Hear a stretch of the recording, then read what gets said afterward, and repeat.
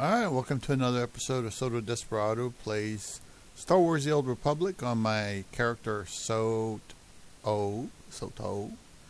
I am on the Starforge thing. If you ever want to hook up, but that's where I am. I always forget to mention it. It looks on this server I haven't done any of the achievements. So if you do each and every one of these classes, you'll get like the achievement associated with it. So, Sith Inquisitor is one of these two, I think. I think this is this one. This is the Inquisitor, I think. But anyway, let's get started. We're going to go back to Belsavis, and go from there.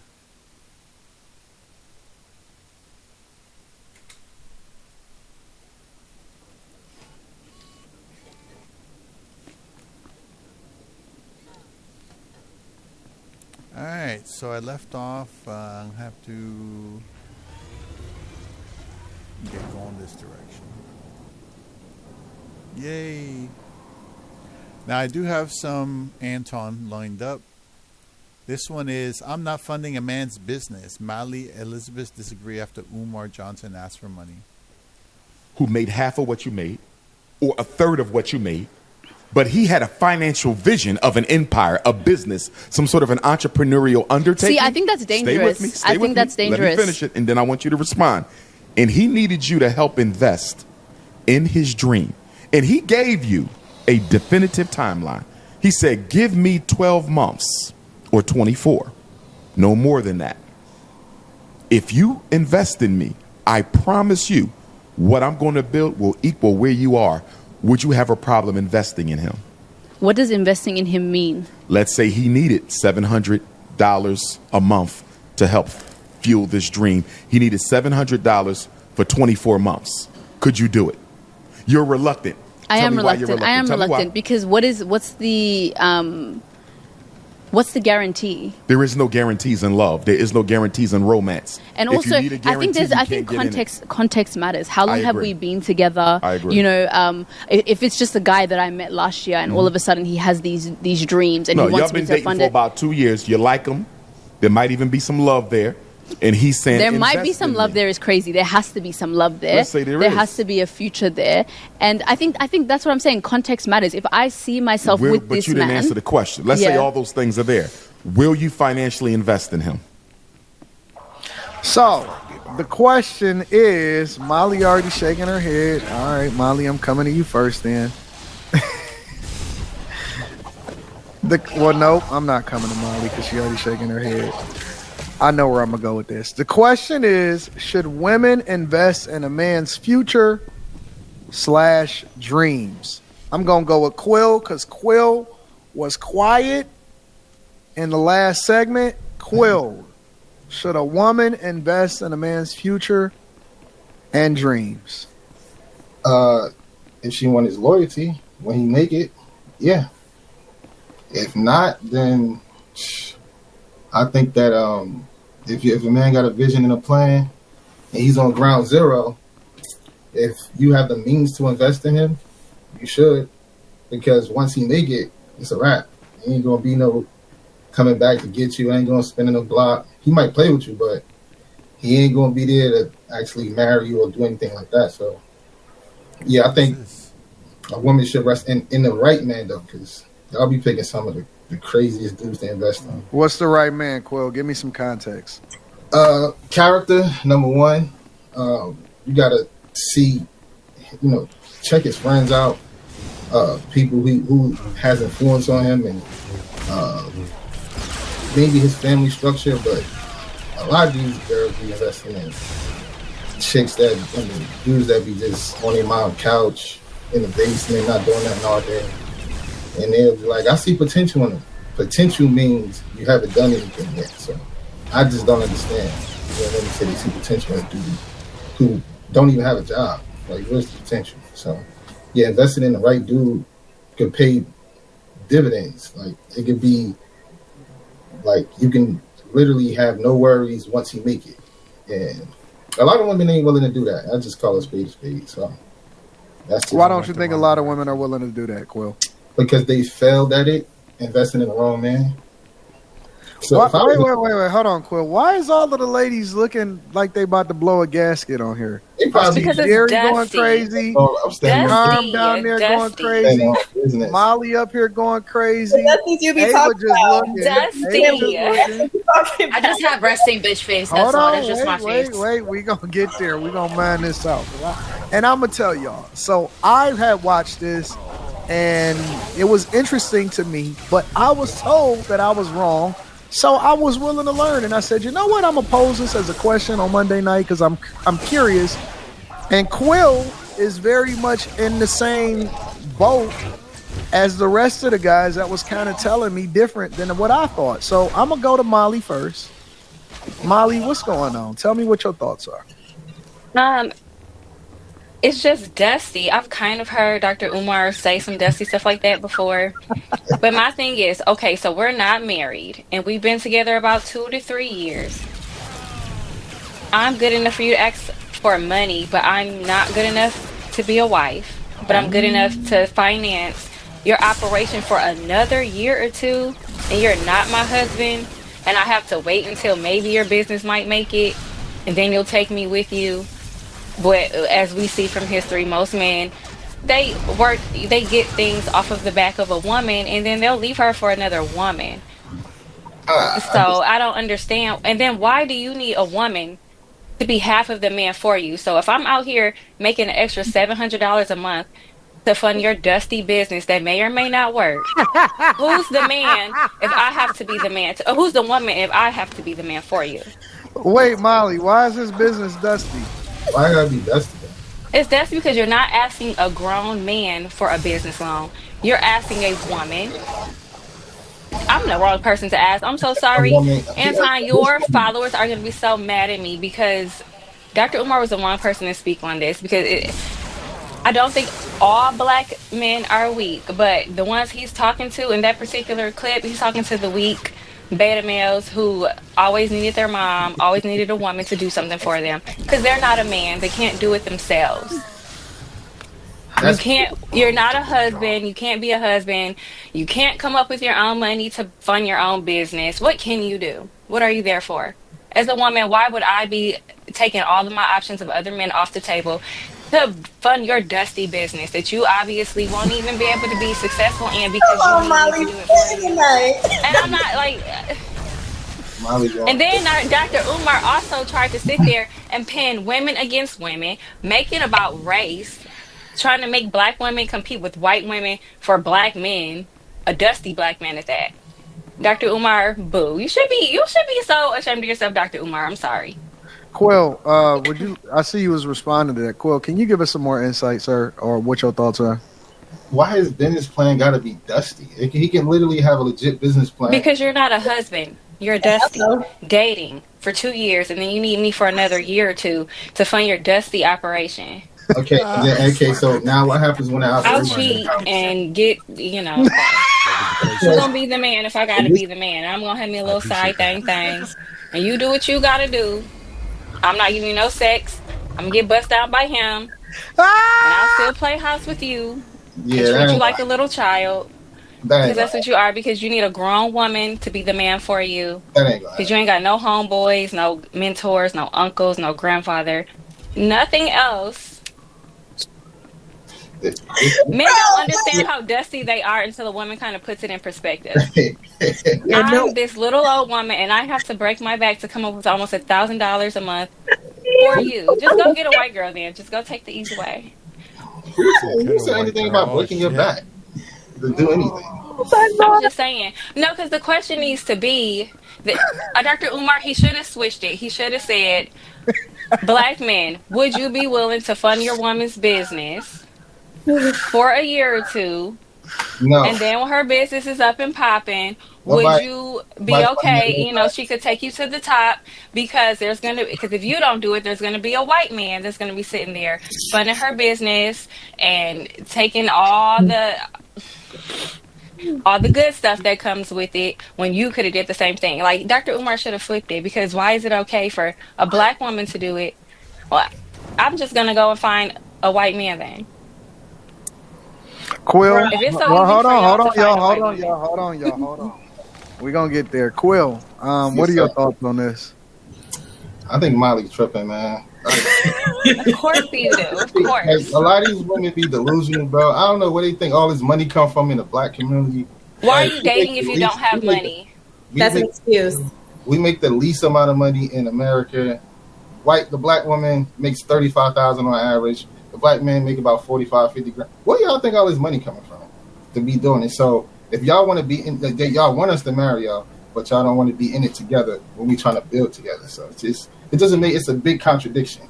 Why But can't you be married before you have your hand out? Yeah, you should be married before. I'm just answering the question. But 9 times out of 10, you ain't gonna want to marry a man who don't have nothing. So let's just keep it a buck on that stage. Well, If he ain't got nothing and he's trying to build, He you're not got gonna want to different marry him. priorities. Hold on, wait, because I'm coming to everybody on this. We're gonna take our time. Elizabeth, what's going on? Well, you know what? Listen, I'm not gonna front for camera. I go ahead and give me the red nose. I'm a fool. I'm just ready for someone to wipe me up because I most certainly am going to invest in a man's dreams and I'm gonna be there for him. I'll ride for him. I am a sucker for love, and I'm doing the best I can to. I don't know, but I think that I agree more with what Quill's saying because just of my pattern of behavior, but I wish I was more like Molly because she does have a ring, so she must be doing something right. So I'm taking. Yeah, she married to a white dude, ain't she? What does What- that have to do with anything? what- She's married. I'm just And saying. she don't gotta work. I mean, Do you see your logic, Quill, though? Of course, I'm going to pick somebody who's a provider over somebody who needs me to be their provider. This is why we have to reestablish gender roles and men knowing their role and women knowing their role and men not thinking she's going to have my back, even though she's my girlfriend.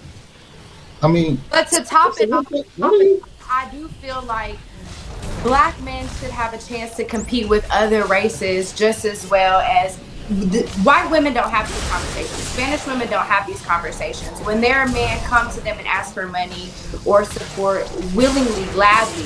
So I'm behind my man. I'm behind my culture to big up them. So that's just my standpoint. I don't want to be crucified for it, but that's how I feel. Hispanic women don't talk about it because our men tend to be more traditional. That's why they want to be providers. But I will say that we all know I'm Hispanic too. That's what I'm saying. I'm talking about from my point of view. Hispanic people tend to be more traditional.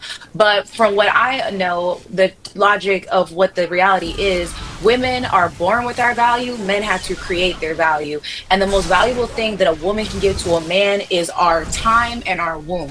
So again, if you with someone 2 years and they still have not put a ring, when the average man knows in 6 months if he wants to marry you or not, if he has not put a ring on your finger, then why are you investing money into this man? Now it'd be different if, y'all married and y'all fall on hard times and you gotta, work your butt off a little bit more to help and balance things out. That's different than this is just my boyfriend and I'm gonna give him money because he said he loves me. When women are tested, when women's loyalty is tested when a man has nothing, and a man's loyalty is tested when he has everything.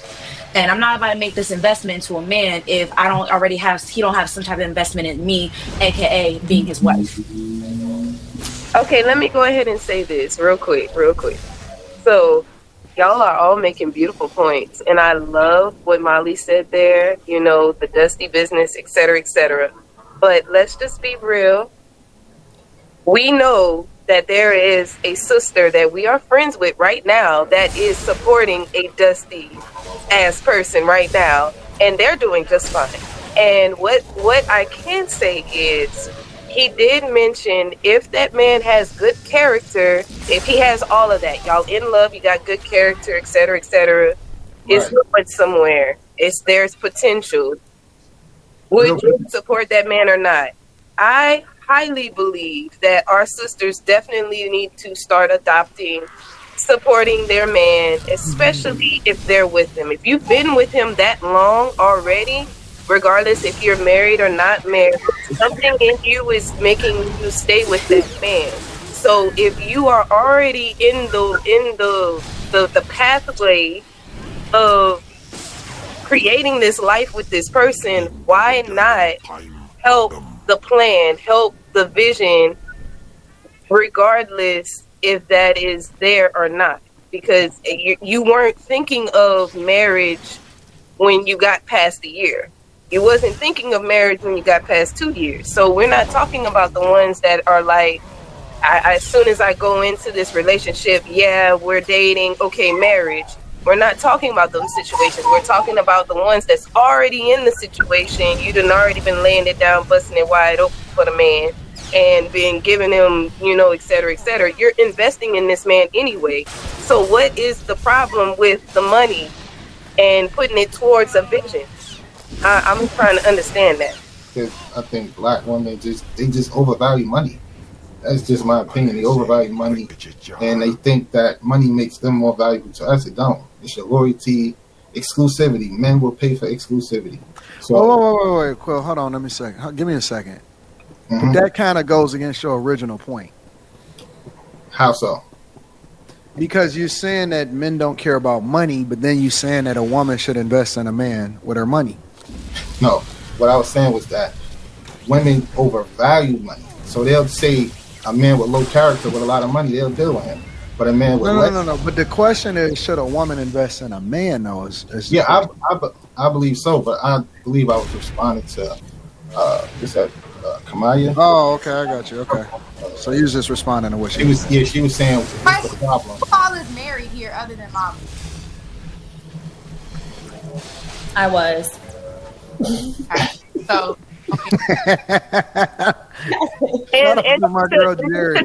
And just to be clear, I totally get I understand where Molly's coming from. Yes, you definitely don't want to deal with dusty niggas. Like, trust me.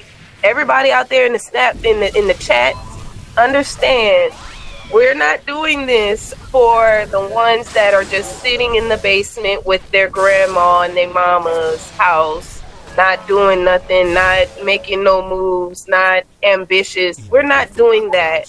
And I'm not advocating for that for those people, those that put their hands on you and say they're not going to cheat on you again. We're not doing that. That's not what I'm talking about. I'm talking strictly about the people that have good character, and you're in love. You're creating this life with this person, whether you believe in marriage or you don't. It's better to invest in something that you believe in than something that is just not right for you. And I am a woman that actually did that. I came to my husband and I saw where he was. He started off as a janitor, and I was like, you know what? Hey, I'm a waitress. We both got these, dreams. You know what? I believe in your purpose, your dream that you're trying to do. Let's go ahead and put some money on it. Let's start stacking up together. Let's do this or whatever. And get out of there. Janitors out here, Louisiana, don't make as much at all whatsoever. $8.25 an hour at the time. And I was like, hey, let's look into moving somewhere else. Right? Exactly. I'm laying out, I'm being transparent. $8. No, I appreciate it. I was the woman that stepped in and said, look, this is unacceptable. We're not doing this. Let's start applying somewhere else. Let's try to move to, somewhere else that we can actually make more money. We moved on over to Austin, and he started making way more than that. So it's like, have to say that amount. You don't have to say how much you make.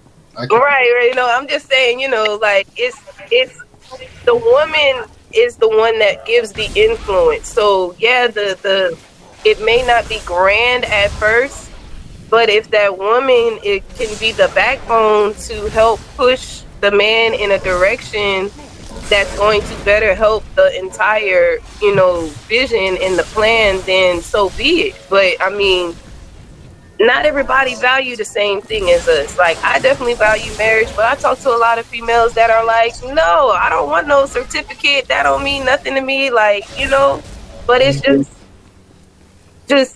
just knowing, hey, women, let's drill into their head. Focus on the character. Focus on what you actually need and what you deserve. Focus on your value. And that's going to help it not seem as much of a dusty type of situation.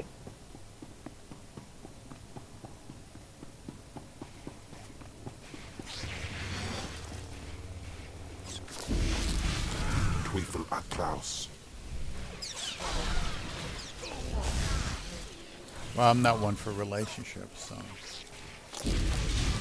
Eh.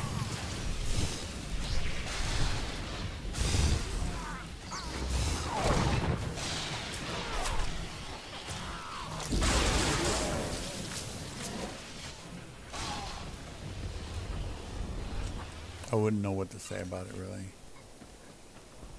The way I see it, one partner is going to dominate and the other partner is going to give in. But that's me. I don't know.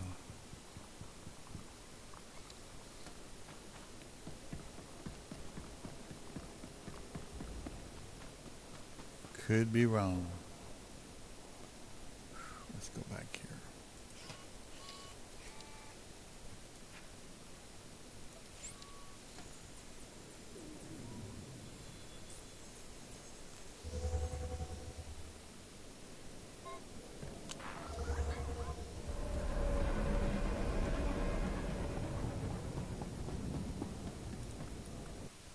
All right. Yeah, I don't trust anybody with money. That's like, will I lend my car to my sister? Hell no. She's crazy. You know, she gets an accident, she fucks up, and who's paying for it? Me, not her. She didn't have anything. So, now this is about that guy that killed somebody. His backpack was found. Manhunt continues for a person who took out United Healthcare CEO. New York. The manhunt is underway, and they're saying that it took 10 days, at least 10 days of planning for the suspect who had been in the city since November to execute on this plan. Check it out. This morning, authorities are still searching for the gunman who killed United Healthcare CEO Brian Thompson. Yesterday, New York City police released these photographs of a person wanted for questioning in connection to that murder. Joining us from outside the Hilton Hotel in Midtown Manhattan, where the CEO was killed, is NBC News correspondent Sam Brock. Sam, what's the latest there? Sure, Willie. The latest is a new day and a new timeline, according to multiple law enforcement officials telling NBC News that they believe the suspect in this case took a Greyhound bus from Atlanta to New York City, arriving on November 24th, 10 days before the murder right here. That is 10 days of planning and potentially staging, Willie, and also an eyewitness confirming he at one point shared a room with total strangers. At this point in the investigation, police are combing cameras all over Manhattan as the manhunt now entering its third day. This morning, new camera angles and critical images are emerging that appear to show the suspected gunman sought by an army of law enforcement for the murder of United Healthcare CEO Brian Thompson. The suspect arrived in New York 10 days before the murder. Police are investigating whether he paid cash and used a fake ID to rent a room at an Upper West Side hostel, according to two law enforcement officials. Authorities say these clear photos are of a person of interest taken at the hostel, where the man had a flirtatious interaction with a woman working at the desk, according to a law enforcement official familiar with the matter. Well, of course he did. So, number one, of course he paid with cash. Number two, he did have a flirtatious event. You know what flirting does? It distracts you, especially for women. It distracts you. The minute that you walk in and you give a woman a compliment, it don't even have to be nothing to, with regard to like how sexy she is and none of that. Women get that all the time. First thing you do when you interact with a woman is you compliment something that other people are not paying attention to. Whatever it is, if she's a person that you think gets compliments all the time, then don't comment on, her looks or how great her breast is like an idiot. Compliment her on something that, is out of the normal. Tell her how intelligent she is or something stupid. You know what I'm saying? And what that does is it distracts them and it removes all suspicion because they so focused on making sure that they serve you and that they doing a great thing. When you tip good, people go out of their way to make sure that you're taken care of. It's just the facts. If you don't want a lot of suspicion given to you, then make sure you take care of everybody that's around you because they going to make sure that you're good. You got to feed the wolves so that they're not hungry. If you feed the wolves the wolves will protect you because they know where their meal is coming from. But if your wolves is always hungry, then you're the one that's going to turn into food. It's an easy distraction. Got a male, unknown race, black mask, cream-colored jacket, black gloves, about 5'10". There's also a wave of new videos tracking a man who may be the suspect around New York City. From this shot of someone with that distinctive gray backpack leaving a Midtown subway station at 6:15 a.m. to this footage of what looks like the same person bending over near a pile of trash near the site of the shooting. And police are investigating this video taken right before 7 a.m. that shows a man 30 blocks north of the murder scene about 15 minutes after it happened, biking near Central Park, this time with no backpack. Wayne said the fact that this guy has evaded 3 days in a populated urban area is insane in itself. He's good. I used to watch this show called The First 48 on all the time. I don't even know if it still comes on, but it was a show that used to be called The First 48. And they say that the probability of solving a crime goes down significantly if it is not solved within the first 48 hours. I believe that the FBI is on this. The CIA is probably on it. Who knows? CIA is probably in on it. The police departments is on it and all of that. Whoever this guy is, he's probably laying low. Laying really, really low. He not moving around. He not trying to figure out where he gonna go. He not crossing state lines. He done probably changed his clothes, changed his haircut, probably had a different haircut before he ever went into and did anything that he was gonna do. If he stay down for about a month and a half, 2 months, and he just live a normal life and just stay out of the way, if he's playing effectively, he'll have a better chance of being able to survive and get away with it. But I think that they're going to eventually catch this dude. We're on the right path, and we believe we're going to apprehend this person. Those images showing the person of interest's face could also allow investigators to use facial recognition technology to ID him. At the hostel where they were taken, witnesses in shock. One saying she shared a room with two strangers and checked out the day of the murder. It makes you second guess who you're actually staying in a hostel with. A senior New York City law enforcement official telling NBC News that before the shooting, the suspect bought 2 protein bars and a water bottle from a nearby Starbucks, and that authorities were able to locate and collect the discarded items, which could contain vital clues. It could be some sort of physical evidence, a fingerprint, maybe even some sort of DNA that they can trace. The around-the-clock manhunt continuing to find an elusive killer responsible for one of the most shocking murders in recent New York memory. And Willie, healthcare companies appear to be reacting immediately to try to protect their leaders. According to an NBC News digital analysis, companies like CVS Health and Anthem Blue Cross Blue Shield have either edited or taken the photos of executive leadership off of their websites.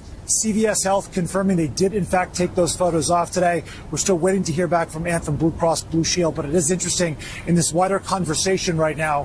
One of the top risk management groups in the country also telling NBC News that high-level execs and CEOs are reaching out, looking right now for added protection. Willie? Yeah, and I think a lot of people in security and law enforcement are surprised as the CEO, given that we'd heard there had been some threats, was walking alone that morning, on that tragic morning. Again, Brian Thompson, the father of 2 boys. So, Sam, more on the investigation and the pursuit by the New York Police Department. Somebody said they going this hard for a CEO. Tell me whether. But not everyday people. Yikes. What do you mean, not everyday people? Everyday people don't even assist the police. Y'all don't believe in no snitching. Y'all say, no, we can't have that. No, we not telling. Most of y'all already know who the killers are. You know who the killers, the dealers, the stealers, and everybody else that's in your neighborhood and in your environment that's doing all of the negative. Ain't nobody surprised. 98, 99% of the people out here is not being killed by some kind of assassin that planned it 10 days. 98, 99% of the people is being killed by somebody that crashed out from somebody that they already know, and everybody ain't saying nothing about it. And so y'all not even assisting in the people that y'all know what's going on. So you can miss me with that. Stop. Hey, listen. This is what I need y'all to do. Stop acting like y'all don't understand what the game is. Stop acting like y'all think that like y'all important. Y'all be sitting there acting surprised. Why they don't go this hard for regular people? Because you ain't important. And you already know, and your people know who already did it to you. Y'all got to stop. Stop. You're not high profile. You don't make $15 to $20 million a year. You don't pay a lot of taxes. When you pay a lot of taxes, you get a lot of assistance. We don't go this hard for regular people because you worthless. You don't add nothing to society. As a matter of fact, some of y'all not being here probably contributes greater to the GDP. Because now we don't have to spend as much money supporting you for something that you're running in the Victim Olympics about. When you're adding value, people care. When you add value, I'll give you an example. I know people hate me using this example or using myself as an example, but I'll do it. I pay the most in the building. In this entire building, I pay the most in here. I tip the biggest, I pay the most, I help the people the most.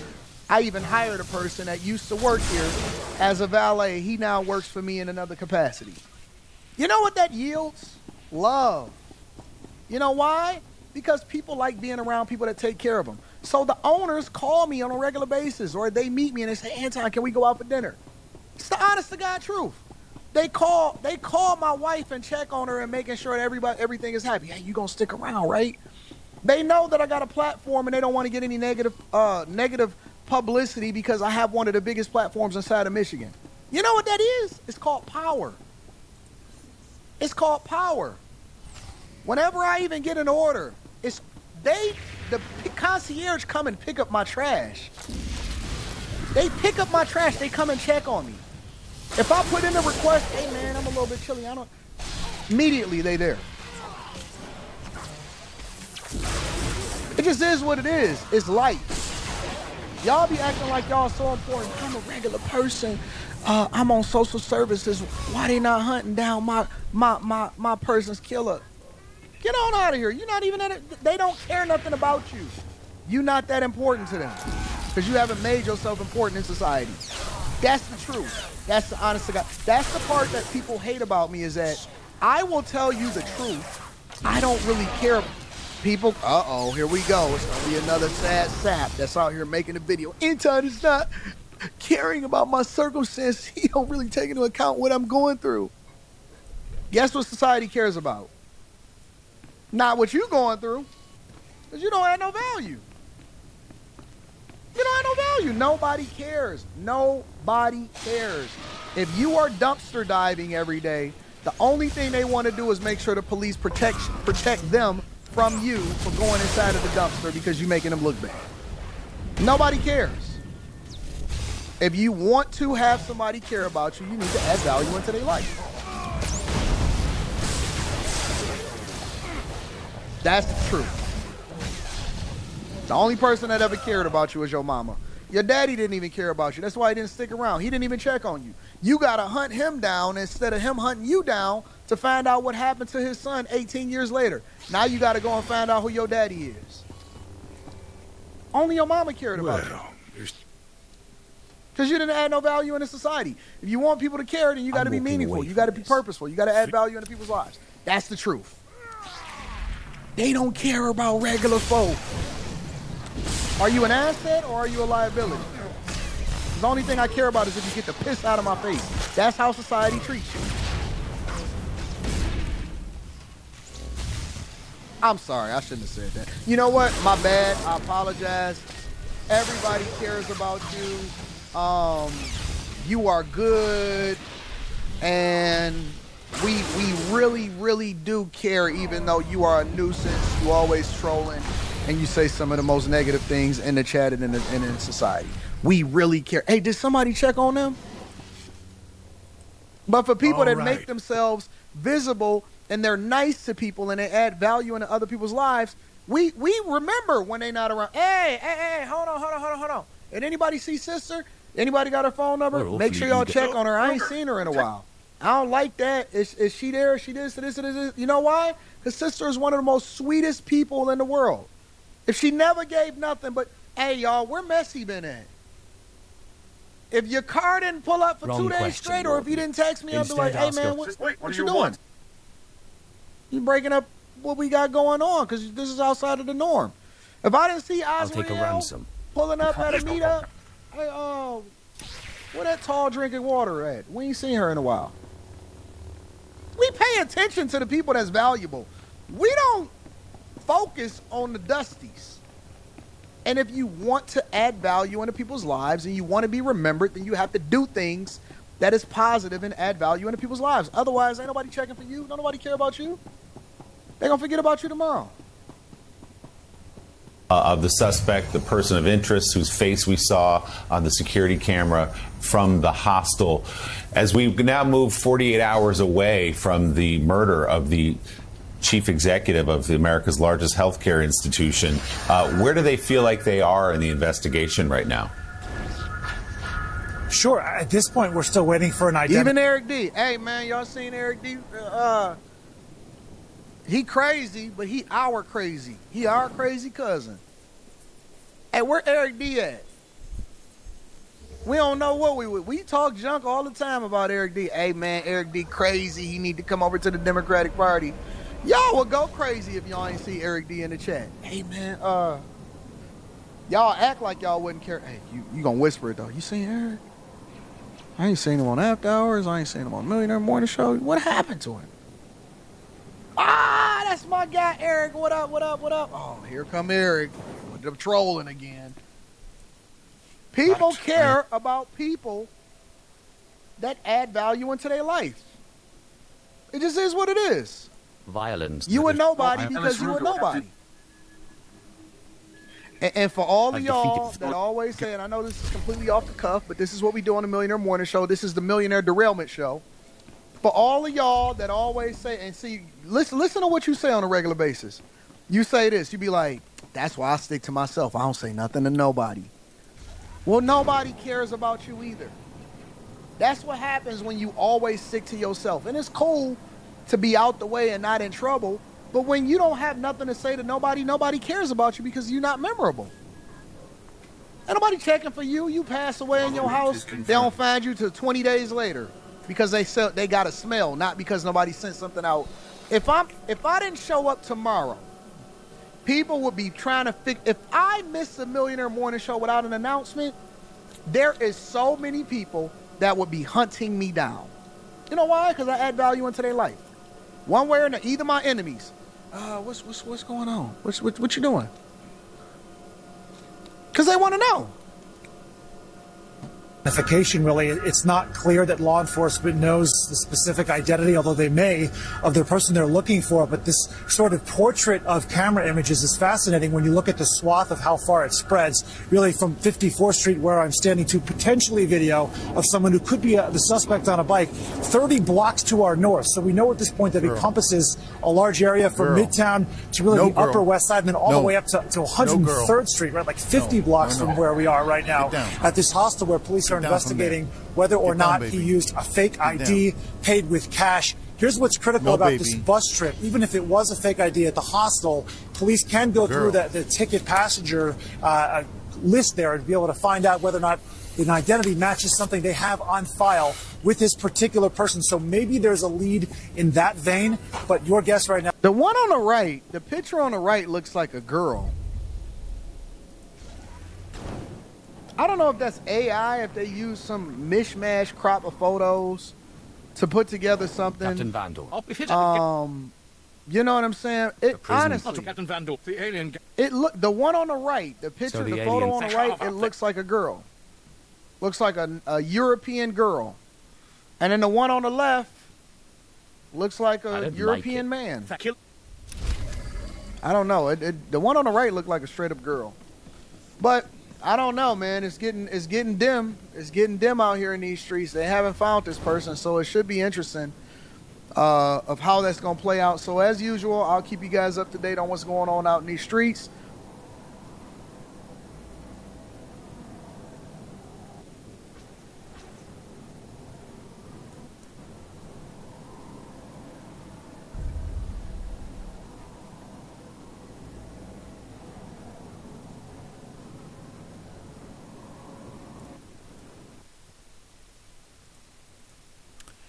Well, he thinks that because you add value into their lives that they care about you. But the truth is, people have always worshipped idols.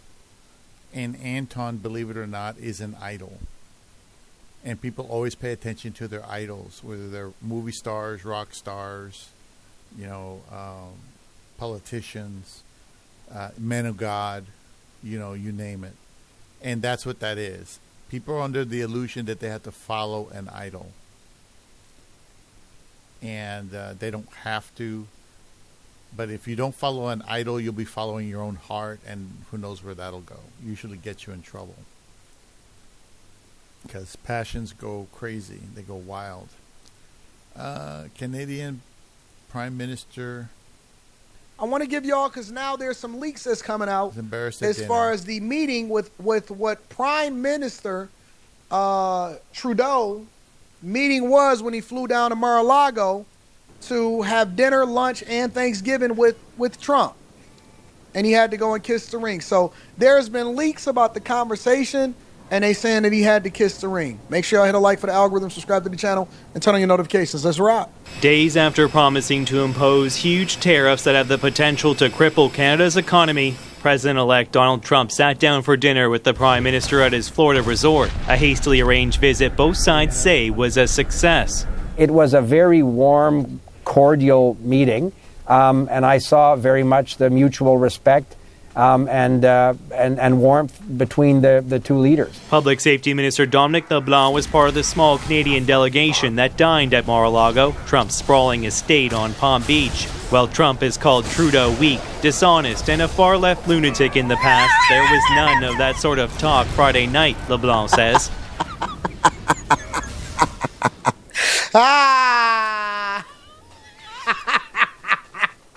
Hey, man, I forgive you. Don't worry about it. Come on and fly over to Mar-a-Lago. I know I called you weak in the past. I know I called you a beta male. I know I told you that you had to drop your balls, and I didn't know if you was a part of the LGBTQ community. But that's all water under the bridge. Come on over to Mar-a-Lago before I throw these 25% tariffs on your behind. And come on over here, big dog. No. You get on the plane. Nope, I don't talk on phones no more. I only deal with people in person. So you got to fly here.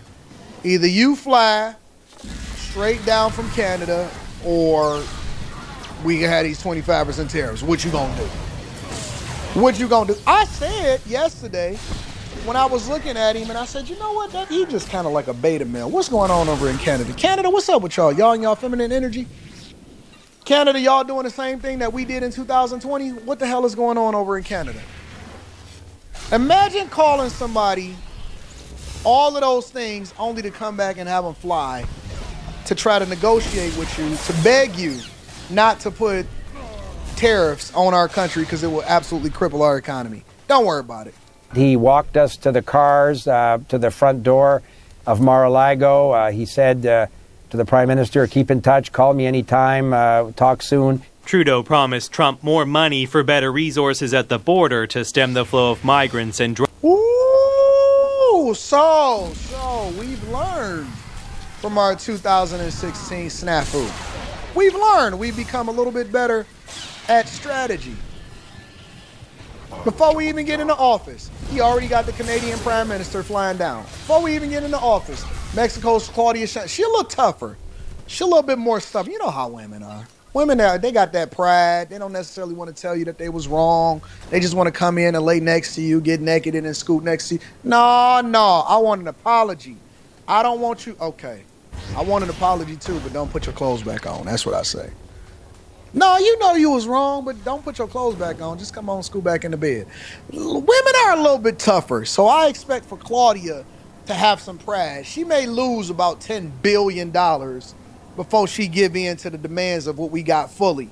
Before she fully stop letting these people fly in her country and start breaking up these migrant caravans. You know what I'm saying? Women a little bit more stubborn. Guys, they like, you know what? I don't want to lose my job, so I humble myself. I bow before you. Women is a little bit different. So, you know, they use what they got to get what they want. But don't worry about it. We're going to get there. But he promised Trump more money to stem the flow of migrants into the country. Okay, that's a start.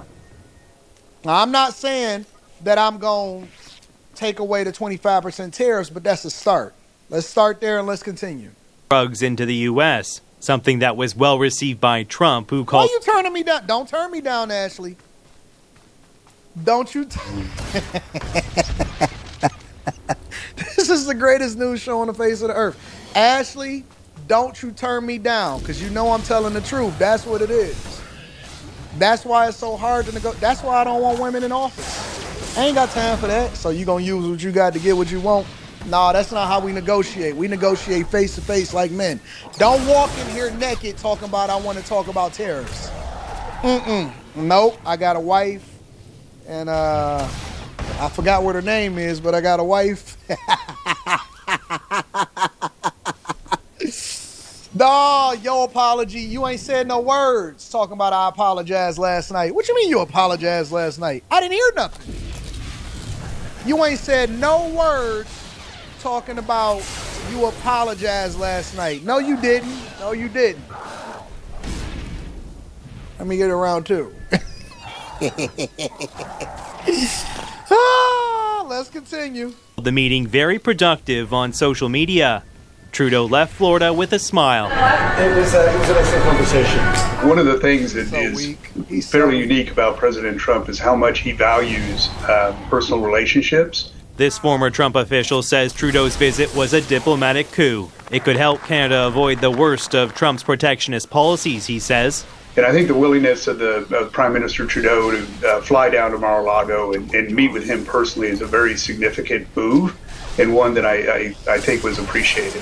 This is the consequence of having a weak prime minister who's lost control. Conservative leader Pierre Poilievre disagrees and panned the visit, saying it accomplished nothing. Trump's threat of a 25% tariff on Canadian goods still stands.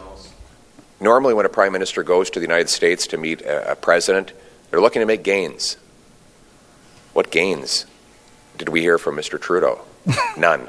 He's just trying to limit losses. Poilievre is demanding. That's fair. Basically, the people over in Parliament or the people over there in Canada are having meetings, and they said, "Okay, so what did you get out of this? So you flew down there, you kissed the ring, and what did you come back with?" Because Trump certainly didn't say that he wasn't going to throw tariffs on Canada. They just promised more money, and they say that Trump told him that he can become the 51st state of the United States of America. Now that's trolling. That is absolutely trolling. All right, hold on. Let me give it to you from a different perspective. Let's talk about it. At 12 minutes after the hour, another big story is the president-elect and the things that he's already talking about doing when he takes over. One, if you guys don't seal up your border in the north and seal up your border in the south, Mexico and Canada, 25% tariffs. And China, if you don't clean up the fentanyl situation, 10% on anything coming into our country. So right away, there was a call from Trudeau, and then there was a visit. And he went down, he goes, let's just work this out. At which time, I think they were very blunt to each other. Yeah. And it looks as though in a standoff, he said, you got to fix your border. We got tens of thousands coming in. It's a lot less of a problem than the north, than the south. But there's a huge problem because you're not putting any assets there. The other issues is the drugs that come through to the governor of New Hampshire. But then when they started talking, he said, you can't put 25% tariffs on us. It will destroy my country, he said. Right. And Fox News has spoken to two people who were at that table with Trudeau and the president. And the president was very direct about what he wants. He said Canada is letting in drugs and people from 70 different countries. And then here's a quote that you'll find at foxnews.com. The president-elect told the prime minister, if Canada cannot fix the border issues and trade deficit, he will levy a 25% tariff on all Canadian goods on day one when he returns to office. Dog, listen. That's how you know that we need masculinity back in office. He didn't mince words. He made him fly down and told him to his face. He hasn't even taken office yet. He made him fly down and told him to his face, hey, listen, bro, if y'all can't get control of what's happening at the border, and if you can't fix this trade deficit to make it a little bit more even, to make sure that Americans benefit from it, mess around and find out. I will put a tariff on everybody. Y'all gonna have tariffs in Pelican Bay. I told you, I'm taking the same method. I told y'all yesterday, I told y'all over the weekend. Anytime that somebody pissed me off and I feel like it's an unfair, okay, all right, you know what? Tariffs on everybody. No. You decided that you wanted to play games. Tariffs on everything. I'm putting tariffs on all these people that's in my circle. They wanted to deny me at the Pistons game when I was wearing my mega hat. Tariff. No, don't call me asking me, can you get tickets to this game? Tariff. Nope, don't call me and ask for me to use my Connect in order for you to get hotel rooms at the Vidar or the Venetian or the Bellagio in Vegas. Tariff. Don't call me and ask me to use my Connect for you to be able to get your construction site. Can I get your number to your architect? Tariff. I'm putting tariffs on everybody. No, I remember. You was no, because I remember. Yeah. You the one that was talking tough.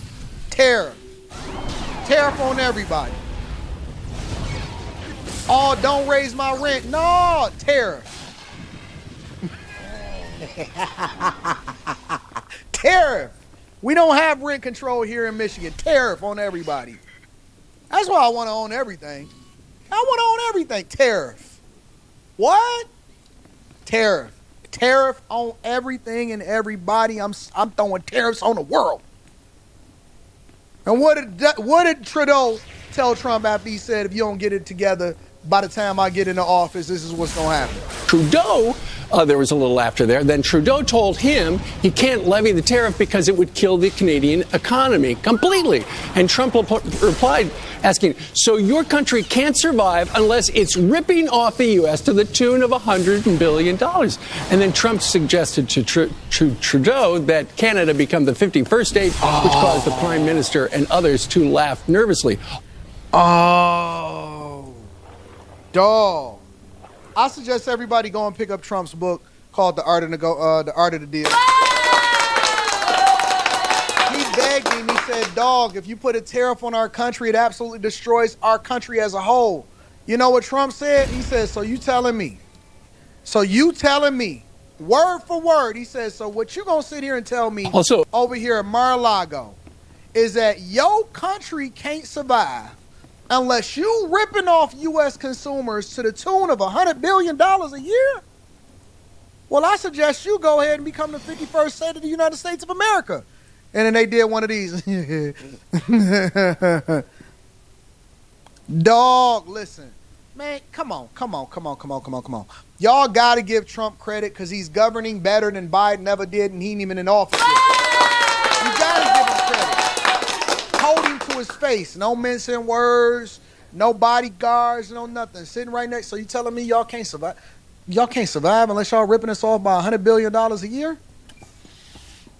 Well, it look like y'all need to become the 51st state of the United States of America then. You need to change from Canada to the United States of Trump. And the people sitting there talking about, don't do tariffs. Don't do that. That's because y'all keep listening to y'all woman. You keep listening to the woman in your. That's why she running over you, big dog. Honest to God, real talk.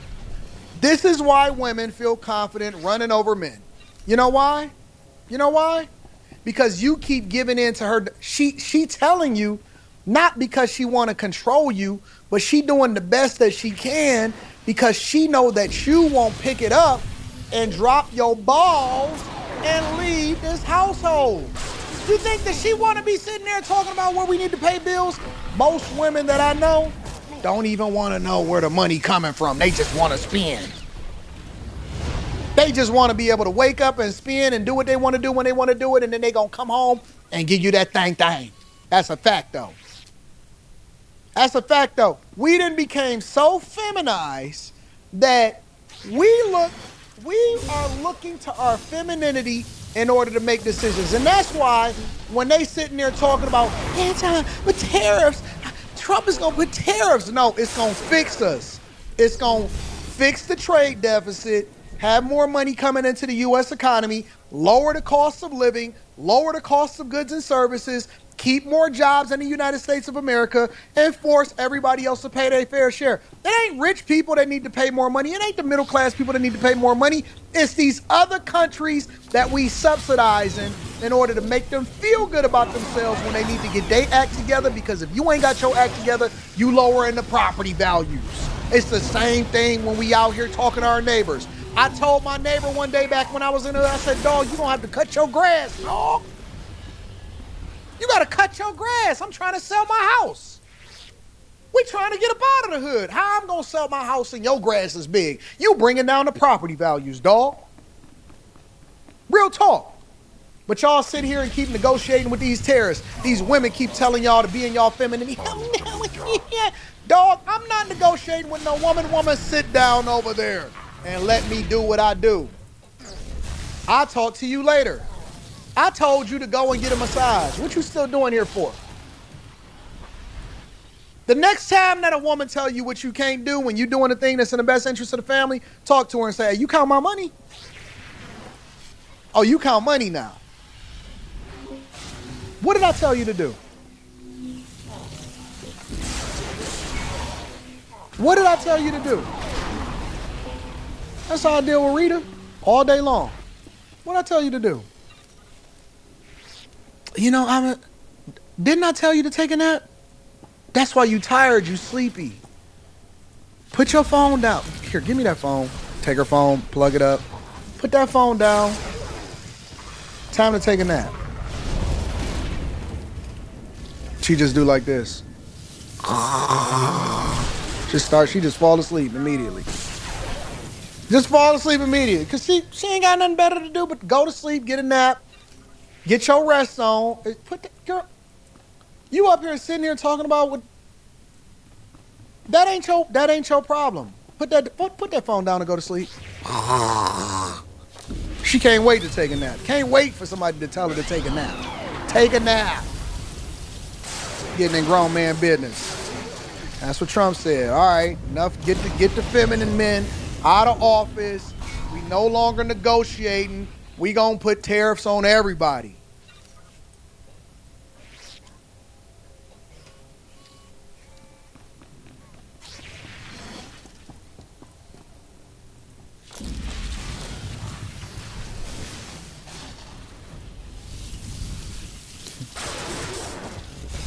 That's fine.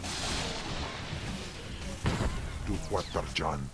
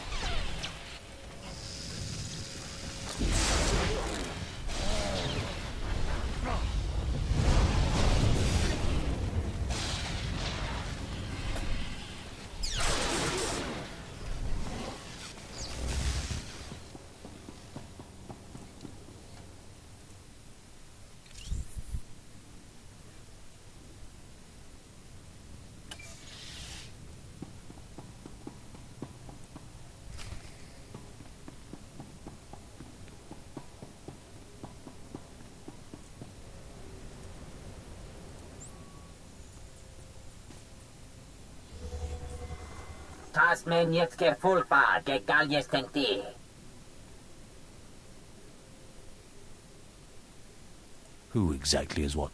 We got your secrets like those Ricardo.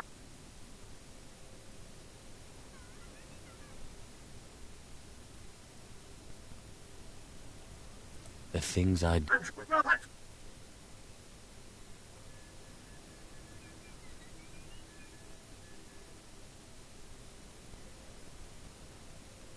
We can't waste...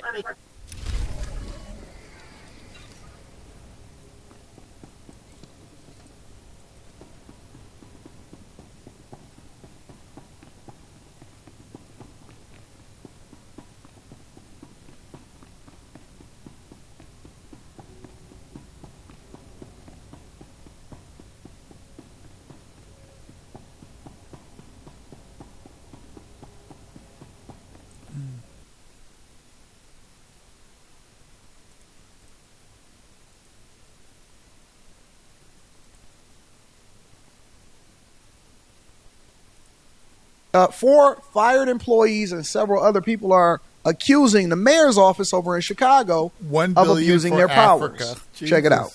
Right now. As the daughter of 2 Chicago police officers, public service was a natural fit for Ashley Rodriguez. Landing a job in Mayor Lori Lightfoot's press office was a dream job until Rodriguez was fired from the Johnson administration and placed on the Do Not Hire list. It completely ruined a future that I would have. And so it's not fair to me. And for the people behind me, it's not fair for them either. 3 other former Johnson press staff members were also fired and placed on the Do Not Hire list. At the time, the former employees say they were never told by the Johnson administration why they made the list. I'd say it was retaliation. They believe it was retaliation from Mayor Johnson's former communications director, Ronnie Reese.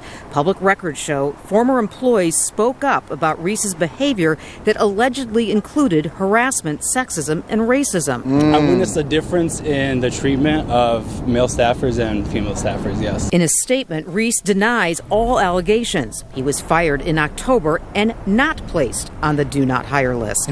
Some of the former fired staffers brought their concerns about Reese last year to the mayor's chief of staff, Christina Pacione-Zayas. They say she suggested peace circles and restorative justice to solve the issues with Reese. Yesterday, Mayor Johnson denied knowing about the allegations against Reese until last week, when his office received a Freedom of Information Act request for a copy of Reese's personnel file. Some alders doubt it. I don't see how the mayor could not know about this. The mayor is saying that he did not know about it. I think that there's going to be some requests, FOIA requests, to take a look at communication to determine whether that or not that's true.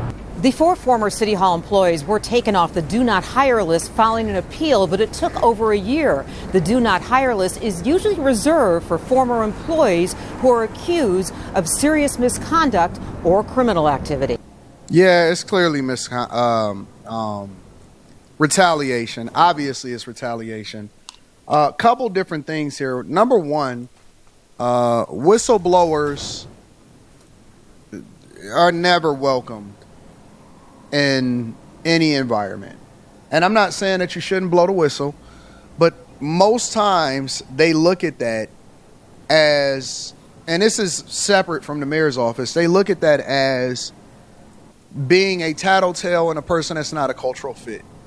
People that are always looking to say that somebody did something to them or somebody harassed them or all of that.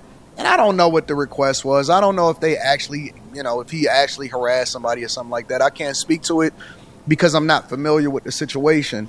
But whistleblowers are always looked at as, people don't want to work with those type of people. People don't want to work with the people that's always complaining or telling and stuff like that. They don't want to work with those type of people because it is very difficult to have some sort of working relationship with people that you got to tiptoe around all day long. On the flip side, I do think that the mayor knew what was going on. I do think that it's possibly retaliation.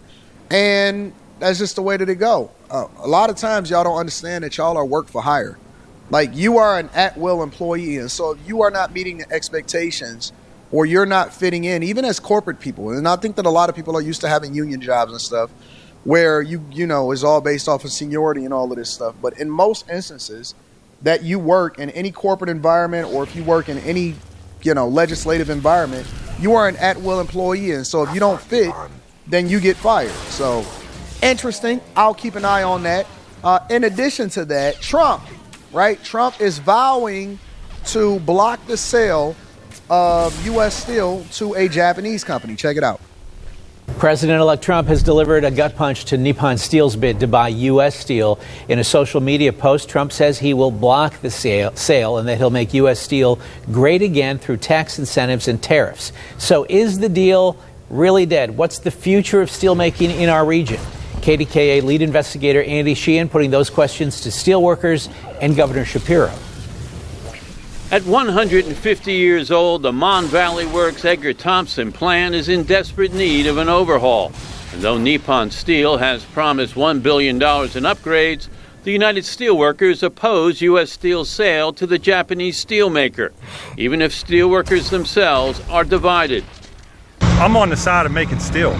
then I'm going to side of making steel for whoever owns this facility. I'm partial towards it being domestic and individuals from the United States, citizens of the United States, running and managing the company. Right. But if that's not the case, I'll still work for the people who do. For the first time since his election, President-elect Trump delivered a body blow to Nippon's bid, vowing in a post on Truth Social to block the sale. Quote, "I am totally against the once great and powerful U.S. Steel being bought by a foreign company, in this case, Nippon Steel of Japan. As president, I will block this deal from happening. Buyer beware." Trump has cited national security. They need to read the rest of it. Let me read the rest of that. Through a series of tax incentives and tariffs, we will make U.S. Steel strong and great again, and it will happen fast. As president, I will block this deal from happening. Buyer beware. Okay, I got it. From happening. Buyer beware. Trump has cited national security concerns about selling the once giant steel company to a foreign government, even though Japan is a U.S. ally. And while the Steelworkers Union has also discounted Nippon's promises of keeping the headquarters in Pittsburgh and that billion-dollar investment, Governor Shapiro says he's been working with all sides to broker a deal to protect jobs in steelmaking here and will continue despite Trump's post. I'm less about social media posts and more about doing the hard work. Shapiro said Nippon's $15 billion. And more about doing the hard work. So, Josh Shapiro was one of the people that they say was being considered into Kamala Harris's cabinet as the actual vice presidential candidate. I think that the Biden-Harris/Harris campaign made a mistake by picking Tim Walz over Josh Shapiro. They went with the person that was way more liberal, that had tampons, instead of going with Josh Shapiro. I think that Josh Shapiro is infinitely a better governor than Tim Walz and is more appealing to the things that America wants. Even though he may be a Democrat and he's a liberal, I think that Josh Shapiro is would have been a much better candidate. And I said that when they nominated Tim Walz to be vice presidential candidate. I believe that Josh Shapiro is a much better governor, and Pennsylvania was a must-win state for the Kamala Harris campaign. But let me see what else he has to say. Shapiro said Nippon's $15 billion bid is being reviewed by the Committee for Foreign Investment, which will give its recommendation to President Biden. Biden has also expressed his opposition to the deal, and Shapiro isn't taking sides, but says Biden will have the final say before the end of the month. You haven't expressly said that you support the Nippon deal. My job is to make sure we protect the jobs in steel making here in Western Pennsylvania, and that's what I'm focused on every single day. Our understanding is that President Biden could still approve this deal. Would you? I think that's a question. I think that's a question for President Biden. He ultimately will make the final decision. And so the future of steelmaking in southwestern Pennsylvania may well be decided within the next month, with the steelworkers themselves caught in the middle. They'd like to work for a company that is domestically owned, but not at the expense of not working at all. So I think that this is an interesting thing. The only way that this works, because I am for keeping America jobs in America, I'm also for domestic companies being the ones that own these American jobs. I'm a little bit conflicted, but only because I'm not sure what the long-term plan is. Long term, the only way that these people keep their job, regardless of what the investment is inside of these steel mills, is if there's an environment that's conducive for them to compete as far as continuing to make steel here in the United States of America.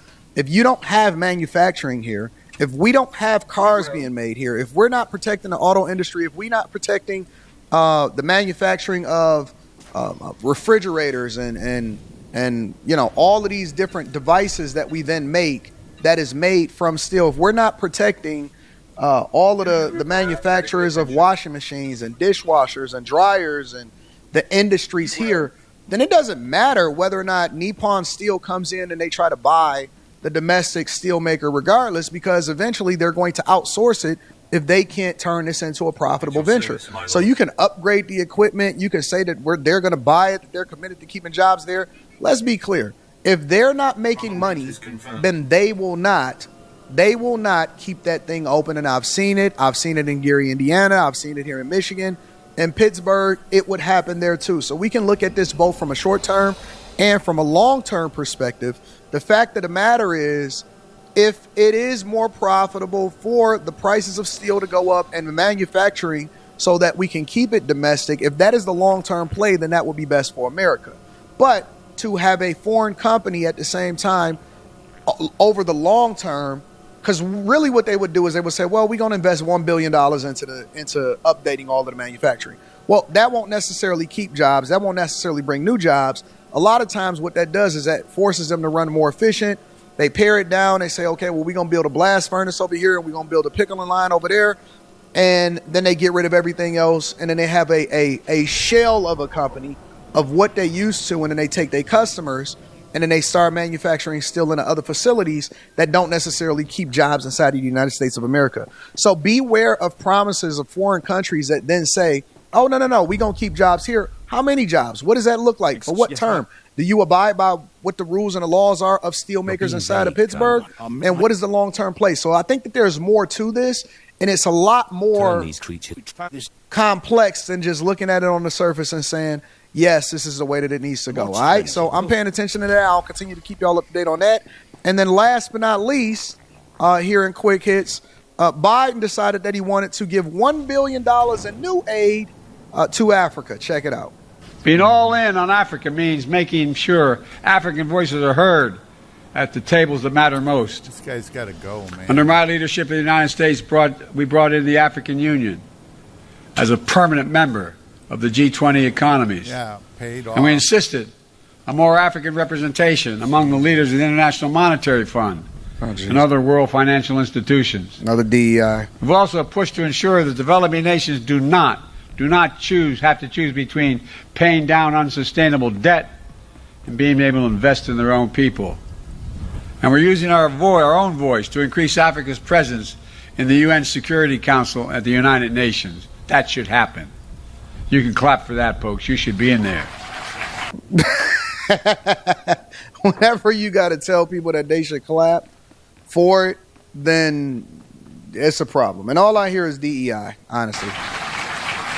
The United States continues to be the world's largest provider of humanitarian aid and development assistance.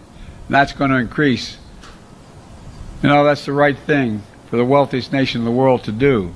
And today, I'm announcing over $1 billion in new humanitarian support for Africans displaced from homes by historic droughts and food insecurity. You don't even know how to read no more. We know African leaders and citizens are seeking more than just aid. You seek investment. So the United States is expanding our relationship all across Africa, from assistance to aid. Listen. Can't do it. We all know that $1 billion is going to be stolen left and right, and that does not directly go to the people. That does not. I don't really understand where this makes sense. I don't know if he's just giving away money. I don't know if this is a part of his diversity, equity, and inclusion, or what. I don't know if he's giving this away in order to make up for Pardon and Hunter, whatever. But none of that money, not one dime is ever going to go to the actual real people that are on the ground that are affected from whatever drought that's happening over in Africa. We know that this is going to go straight to all of the leaders that's going to steal this thing blind, and it doesn't make sense. So anyways, ladies and gentlemen, that is your Quick Hits, all right?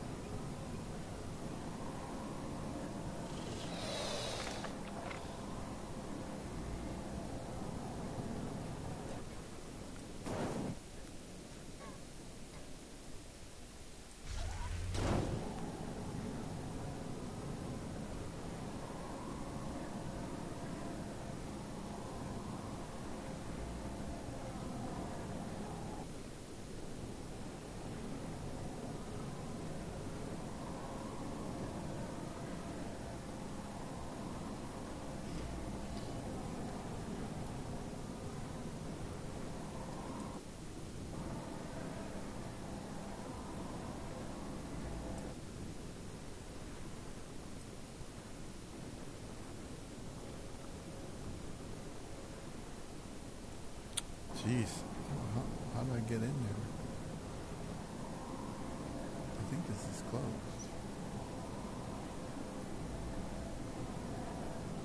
I'm trying to get in there to do this, but I don't know. It looks like some major defenses there.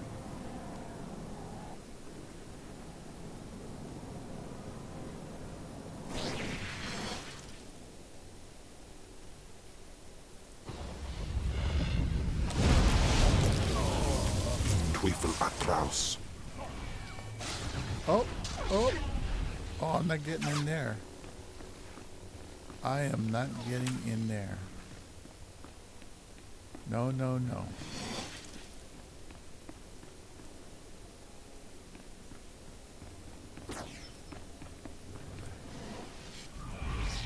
I thought I could get in there, but I can't. I don't understand. There's got to be a way to get in there.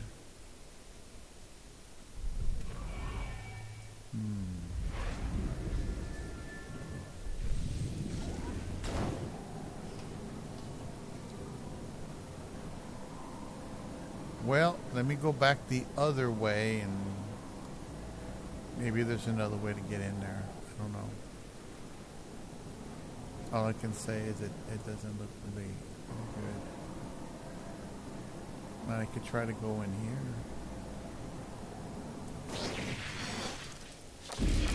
Maybe this is a passage to there. I can kill these guys. The other ones I don't think.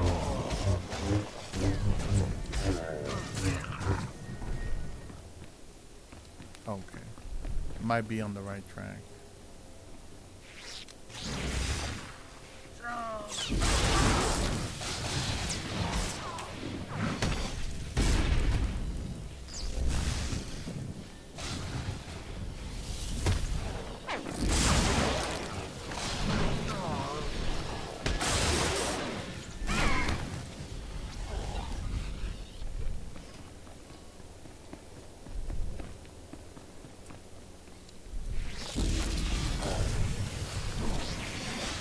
See, if I could have destroyed one of those cannons, I'd be good. I could try it.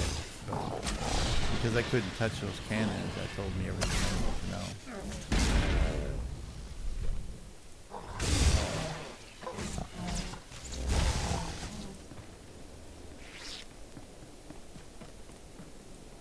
This is to be the easier way in. Probably to the same exact area, yeah.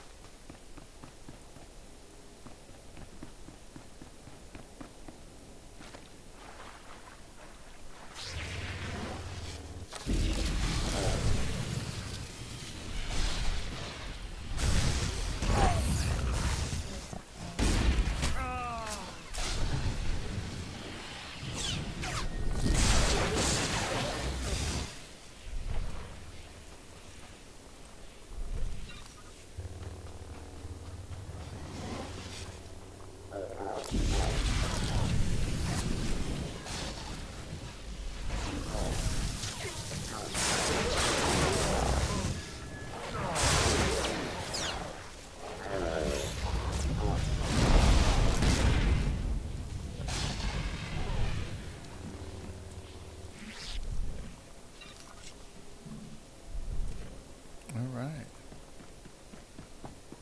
We're getting there.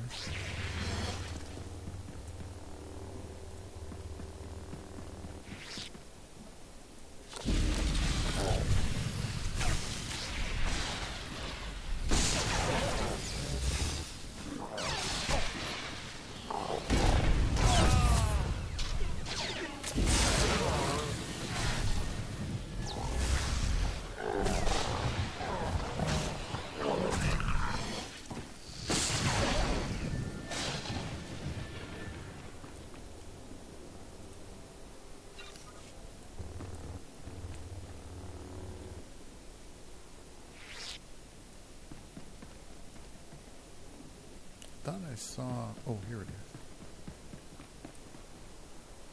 Jinasiwe ja alaize nam nadize.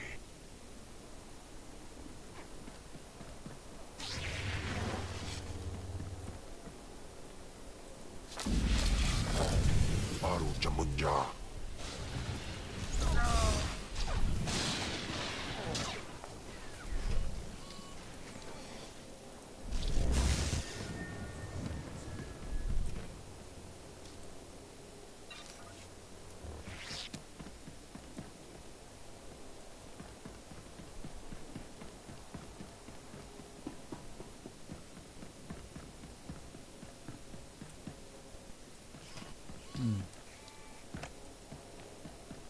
What's over here?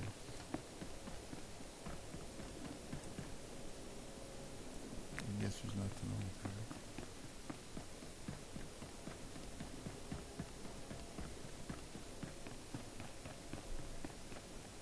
Ooh, here we go.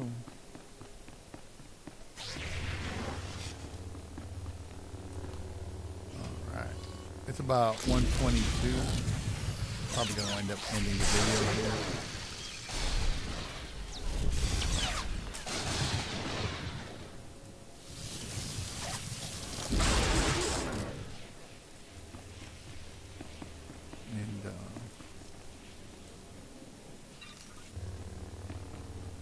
Continue going down here.